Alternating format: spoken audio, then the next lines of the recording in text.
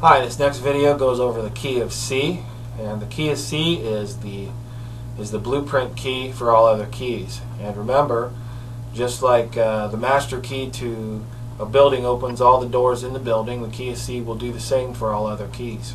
It contains the ingredients or the rules that are universal for music, that is, European music. There are many different types of scales around the world.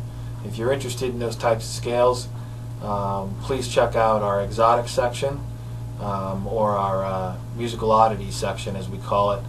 General strangeness going on in there, but very interesting nevertheless, which you can help to integrate that into your playing. There's a couple scales in there that sound oriental, and I thought those were just great to go over the blues, and you can integrate those stuff. But you are probably at the beginner stages right now. That might be something you might be interested in. There's also discussions in there and interviews and all kinds of different stuff with other people. And if there's not any interviews in there now, there will be very soon. A lot of these places on the site are still under construction. This is a work in progress, and just like all the other videos on the site, there will be more added every week forever, and your fee for the subscription will never ever increase. Okay, so key of C. The key of C is the master key, so it's all the white keys on the piano, so it's really easy to map out the key of C.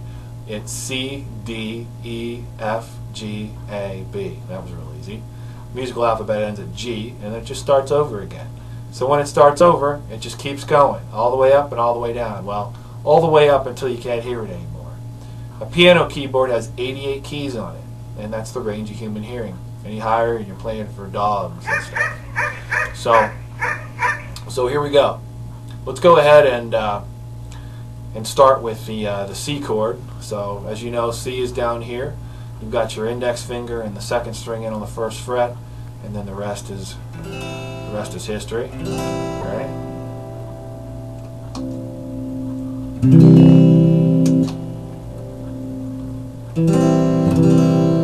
Okay. A little technical difficulty there. What happened? My volume knob must have been turned down or something. Okay, and then G7. And G7, if you look at G7, it's just kind of like a giant C. You just throw everything out to the side. So you take what you did inside here and you move these two out, and then you move this one out to this side. So I always call it the giant C. And remember, 7 chords have kind of that twangy blues backwoods type of sound to them. And just an FYI, you can exchange, or you can switch out any 7 chord for any major chord if you want to do it. So say for instance, if you're playing C and you want to spice it up a little bit, do the C7 version. See how that's it's a little more rock, and without it, it's sort of just a straight square, chord, sort of generic. Nothing wrong with generic. There's a time and a place for everything. Okay, so we did G7 and then F. F is the dreaded chord. Nobody likes this chord, and the reason why, and I figured it out in my 15 years of teaching, I finally figured it out. This here, we have to hold these two down with this finger. Some people just don't like this, and I know I didn't like it when I first started. I used to avoid the chord like the plague. And this finger here, the middle finger's here, and then you've got your two others over here. So this is the F that I recommend. Some people like the little partial F, okay, where you're just staying on top of the four highest strings over here, and then you avoid the 2 lowest ones.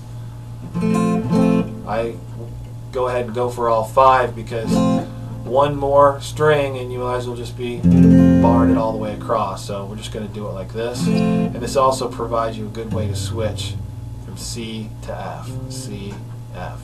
So let's go ahead and just try and switch from C to F without playing first.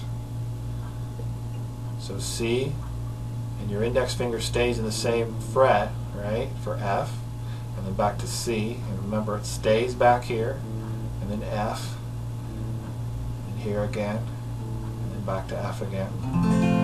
So there you go. Pretty easy stuff. It's not incredibly easy, but it can be easy. If you take the time out to practice, I'd say 20 or 30 minutes a day, you can get this stuff.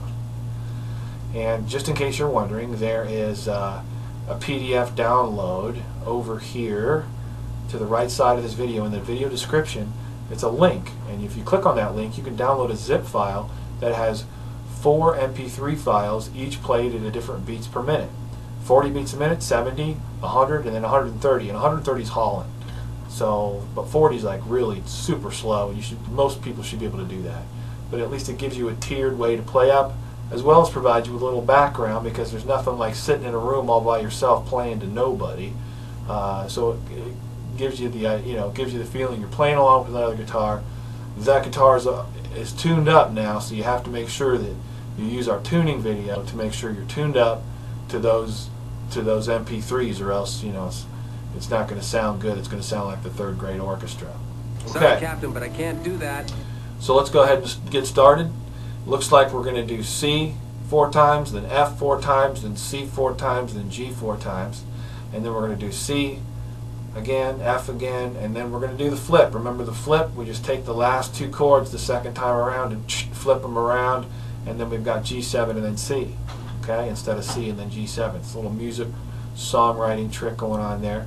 Very peripheral, very ornamental type of thing going on there. If you want to get into the big stuff, look at our songwriting section. It'll show you how to write a song in like 30 seconds, okay, and we're talking good songs. Most of the really good songs, are like 3 chords, anyway, so why do we need to spend time on all this complex stuff anyway? Actually, we do. It's just, I don't want to make a big deal out of it, because you're just starting out. So anyway, let's get started. And I know I keep saying that, and we never do, because I'm just a big talker. All right, here we go. So let's play this sort of at a mediocre pace. 1, 2, 3, 4.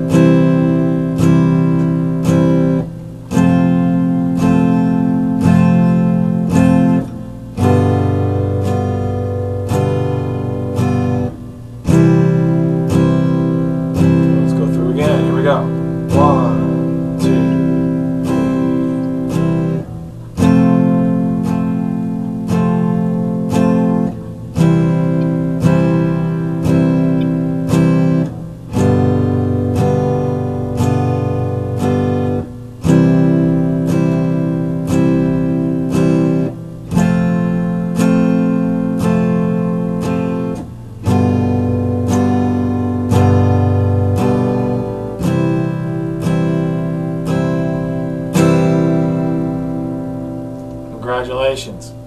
You just got done with that. You just progressed to the next level. So give yourself a pat on the back. Don't forget to download the link that's in this video description. It contains 4 files. Each one's played at a different tempo, and so that will help you to start on the bottom speed and go up to the top speed. And 130 is by no means the top speed, but for a beginner, it is very, very fast. So if you get up to about 100, you're already doing pretty good. So if you want to push it, that extra amount, go for 130 and see if you can knock it out. Anyway, this is the key of C, and my name is Stu Johnson, Second Floor Studios, and I wish everybody the best, including you who are watching right now.